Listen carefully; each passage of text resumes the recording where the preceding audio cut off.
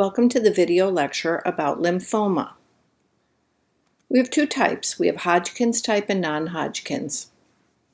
In general, it occurs in our adolescent population, and it has 4 stages, 1 through 4.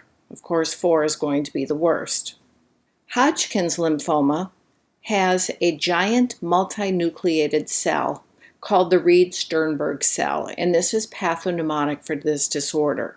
It has a very insidious onset, but it has a great 5-year survival rate. What they complain about, or what we find, is a painless lymph node that's enlarged, either in the neck or just above the clavicle. And then eventually they're going to have systemic signs, where they have the fever, and remember this is low grade, night sweats, no appetite, weight loss, fatigue, malaise, and they may have the itchiness of their skin. So the next 2 slides are going to show you the different stages of lymphoma. You don't really have to know them, but you can just see that based on how many nodes they have will depend what stage they have. So stage 1, there's hardly anything affected. Stage 2, it actually has crossed over the body from one side to the other. Stage 3, we started getting lymph nodes involved that are in the pelvis. And then stage 4, we have diffuse involvement. The diagnostics, they're actually going to do a biopsy of the node itself. Our blood count will still show an anemia and a thrombocytopenia, and then we do send them for first a simple x-ray where we can look for mediastinal nodes, and eventually they're going to have a CT scan, they could have an MRI or a PET scan. They're looking at the bones, the lymph nodes, the liver, the spleen, the belly, and all the other organs because remember, stage 4, it's all over. We treat lymphomas with chemotherapy, and they're also candidate for a bone marrow transplant or a stem cell transplant. If they have a large area that's affecting the airway, then they're also going to do a directed radiation therapy.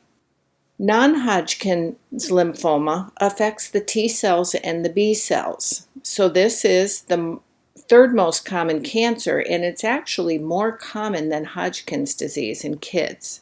And this has a more rapid onset where the other is insidious. The initial symptoms are very vague, and that's why these kids come in and they're in more advanced stages.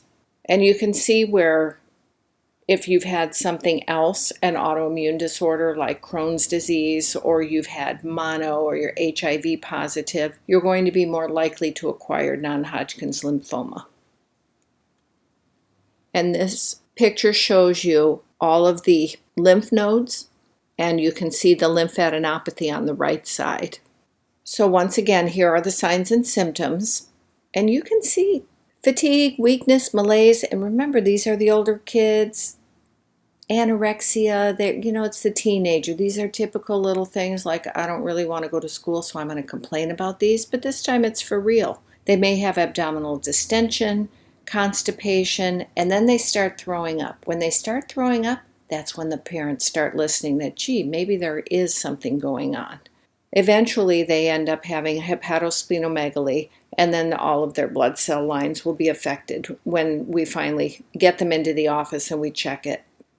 And you can look at this picture and see how the trachea is completely deviated off to the side, and this patient has a big mass right in the mediastinum, so they have respiratory distress. Depending what side is affected, it can also compress against the cardiac and affect heart tissue. And here's another one where the soft tissue mass is affecting the trachea, and so this patient might be a candidate for directed radiation therapy in addition to chemo. Here's a child who has a swollen jaw, and he has the Burkitt's lymphoma. This one is a little bit more rapid onset. So once again, chest x-ray, CT scan, PET scans, biopsying the node, bone marrow aspiration, and then we do our blood count with the full differential. All of these kids get the full differential so we can see exactly what our percentages on the different cells and chemistries. They have a higher risk of developing tumor lysis syndrome. than Hodgkin's disease, and they're candidates for bone marrow transplant. And this ends the lecture on lymphomas.